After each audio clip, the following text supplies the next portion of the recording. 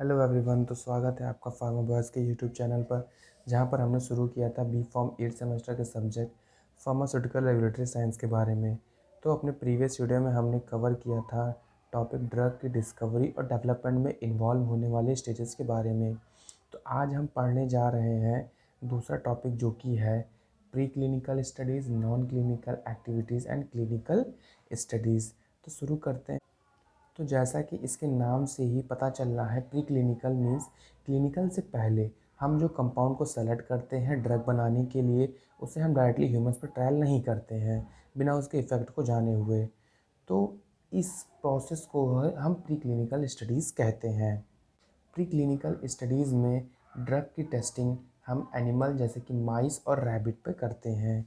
इस स्टडी का main M यही होता है कि हम डिटरमाइन करें कि हमारे ड्रग की सेफ डोज क्या है क्लिनिकल ट्रायल के लिए, और उसकी एफिकेसी, साइड इफ़ेक्ट और टॉक्सिसिटी को देख सकें। बात करें नेक्स्ट पॉइंट की, तो हम जब ड्रग डिस्कवरी फेज़ में होते हैं तो हम वहाँ पर 5,000 से 10,000 ड्रग कंपाउंड को सेलेक्ट करते हैं, लेकिन प्री क्लिनिकल ट्रायल में आते आते वो ड्रग कंपाउंड के 5 से 2 कंपाउंड ही बचते हैं। जो हम ड्रग की टेस्टिंग अपनी करते हैं उसको हम एनिमल्स या फिर एनिमल्स मॉडल पे टेस्ट करते हैं टू चेक और detect it's therapeutic efficacy.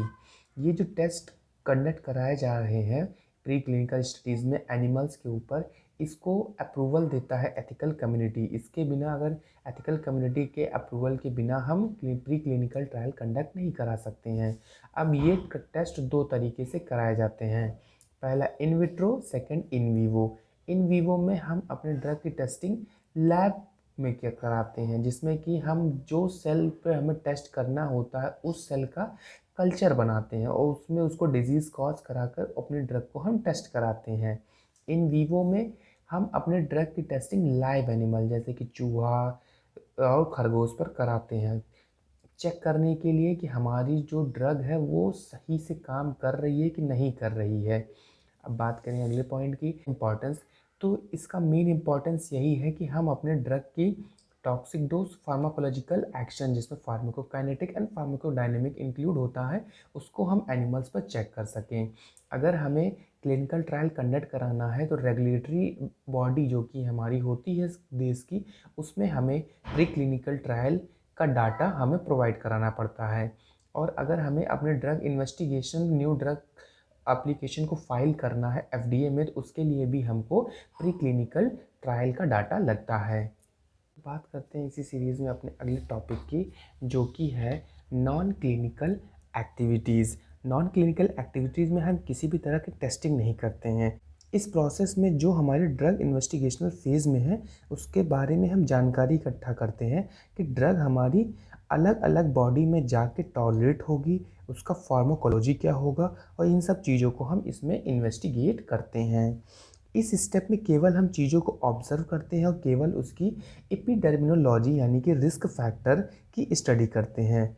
Non clinical studies का मेन एम होता है कि ऐसे ड्रग कैंडिडेट को सेलेक्ट या आइडेंटिफाई करना जिसकी सक्सेस रेट की प्रोबेबिलिटी या चांसेस सबसे ज़्यादा हो कि ये ड्रग ही हमारी डिजीज़ को क्योर करने में हमारी मदद करेगी।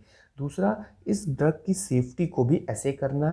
अब बात करें इसमें आगे, तो इसमें हम अलग अलग पैरामीटर्स को चेक करते हैं, जैसे कि फार्माकोकाइनेटिक। इसमें हम अपने ड्रग की absorption, distribution, metabolism and excretion को चेक करते हैं। नेक्स्ट बात करें तो टॉक्सिकोलॉजी, जिसमें हम अपने ड्रग की एडवर्स इफेक्ट को टेस्ट करते हैं। Genotoxicity, damage in the genetic information in cell, की हमारी ड्रग जो इन्फॉर्मेशन में डीएनए या आरएनए को कहीं कुछ इफेक्ट तो नहीं कर रही, उस चीज़ को हम चेक करते हैं। सेफ्टी फार्माकोलॉजी, इसमें हम चेक करते हैं कि हमारा फार्माकोडायनेमिक इफेक्ट क्या होगा हमारे ड्रग की। नेक्स्ट बात करें एफिकेसी स्टडी की, तो इसमें मैक्सिमम इफेक्ट जो किसी ड्रग से हमें मिल सकता है उसके बारे में हम चेक करते हैं। अब रिप्रोडक्टिव टॉक्सिकोलॉजी, इसमें हम मेल या फीमेल रिप्रोडक्टिव ऑर्गन में कोई प्रॉब्लम्स तो नहीं हो रही है जो कि किसी हार्मोन्स के इम्बैलेंस के कारण होता है, उसको हम चेक करते हैं। जैसे कि फीमेल में प्रोजेस्टेरॉन एंड मेल्स में टेस्टोस्टेरॉन हार्मोन्स के इम्बैलेंस के कारण उनमें कहीं कोई उनके रिप्रोडक्टिव ऑर्गन में कोई प्रॉब्लम्स तो नहीं क्रिएट हो रही है, इसको हम रिप्रोडक्टिव टॉक्सिकोलॉजी में चेक करते हैं। इसी सीरीज़ में बात करें अपने नेक्स्ट टॉपिक की, तो जो कि है क्लिनिकल स्टडीज़। क्लिनिकल ट्रायल में ड्रग जो प्री क्लिनिकल टेस्टिंग को पास कर लेती है उसकी टेस्टिंग हम ह्यूमन पर कंडक्ट कराते हैं डिफरेंट फेजेस में to check its safety and efficacy humans में एंड डाटा लेने के लिए, जिससे कि हमें रेगुलेटरी अप्रूवल मिल सके ड्रग की मार्केटिंग के लिए। अब क्लिनिकल ट्रायल कंडक्ट कराए जाते हैं कब? जब हमको सेटिस्फैक्ट्री नॉन क्लिनिकल स्टडीज़ में इतना इन्फॉर्मेशन मिल जाए कि ड्रग हमारी सेफ़ है, एंड सेकेंड जब रेगुलेटरी अथॉरिटी जो देश की है, सर्टेन देश की, वो ड्रग को टेस्ट करने के लिए अप्रूवल दे दें। अब क्लिनिकल स्टडी दो टाइप की करवाई जाती है, पहला observational studies and second experimental study, जिसको हम क्लिनिकल ट्रायल भी कहते हैं।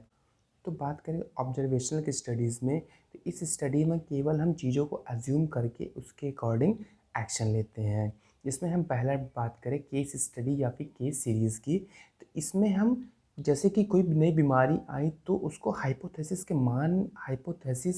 के बेस पर हम उसके अकॉर्डिंग एक्शन लेते हैं, जबकि हमें फुल इन्वेस्टिगेशन के लिए काफ़ी समय लगता है, लेकिन हम इसमें एक शॉर्ट ड्यूरेशन में अपना हम एक्शन लेते हैं। नेक्स्ट है इकोलॉजिकल स्टडी। इसमें हम किसी कंडीशन को चेक करते हैं on a certain group of people. Example के तौर पे जैसे डिजीज़ किस रेट से फैल रहा है, या फिर एग्जांपल हमने यहाँ पे लिखा हुआ है यूज़ ऑफ कंपैरिजन ऑफ नशे ड्रग और COX-2 inhibitor on the people of India and Australia.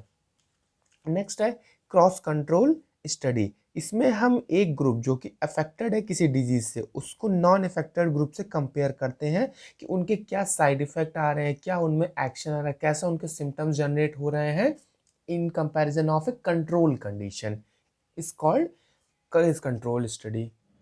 तो बात करें अगले टॉपिक की, जो कि है क्लिनिकल ट्रायल, जो कि क्लिनिकल स्टडीज़ का दूसरा टॉपिक है। इसमें हम अपने ड्रग की टेस्टिंग ह्यूमंस पे करते हैं, चेक करने के लिए कि हमारे ड्रग सेफ़ और इफ़ेक्टिव है कि नहीं। क्लिनिकल ट्रायल को कई फेजेस में कंडक्ट कराया जाता है, जैसे कि फ़ेज़ 0। इसमें हम अपने ड्रग की फार्माकोकाइनेटिक प्रॉपर्टी को चेक करते हैं। इसमें हम अपने ड्रग को 1/100 टाइम्स लेसर क्वांटिटी में इंट्रोड्यूस कराते हैं, ताकि पेशेंट में ड्रग का फार्माकोकाइनेटिक या फिर फार्माकोलॉजिकल इफेक्ट प्रोड्यूस हो। फ़ेज़ 1, इसमें हम ड्रग की फार्माकोलॉजिकल एक्टिविटी और ड्रग की सेफ्टी को हम डिटरमाइन करते हैं।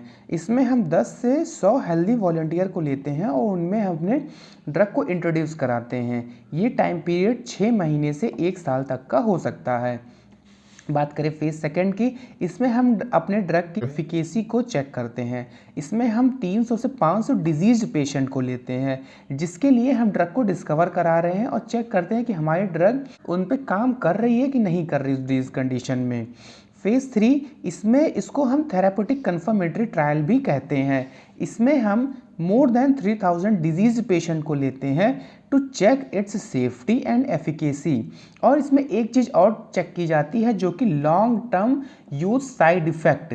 इसमें हम अगर हमारा डिजीज़ जो है क्रोनिक है, तो उस ड्रग को लेने के कारण लॉन्ग टाइम साइड इफ़ेक्ट जो प्रोड्यूस होगा, उसको भी हम इस फेज़ में डिटरमाइन करते हैं। इसको करने में 3 से 5 साल तक का समय लगता है। बात करें फ़ेज़ 4 की, तो इसमें इसको हम पोस्ट मार्केटिंग सर्विलांस भी कहते हैं। जब हमारी ड्रग रेगुलेटरी बॉडी से अप्रूवल मिल जाती है और मार्केट में लॉन्च हो जाती है, तब कंपनियां डाटा कलेक्ट करती हैं कि कहीं क्या वो ड्रग पॉपुलेशन पे कोई एडवर्स इफेक्ट तो नहीं कॉज कर रहा है। इस चीज़ को हम फार्माकोविजिलेंस भी बोलते हैं। इसी को पोस्ट मार्केटिंग सर्विलांस भी कहते हैं। तो यहीं पे आज हमारा टॉपिक ख़त्म हुआ। आपको कैसा लगा हमारा वीडियो? अगर आपको वीडियो अच्छा लगा हो तो please don't forget to like, share and subscribe to our channel. Thank you.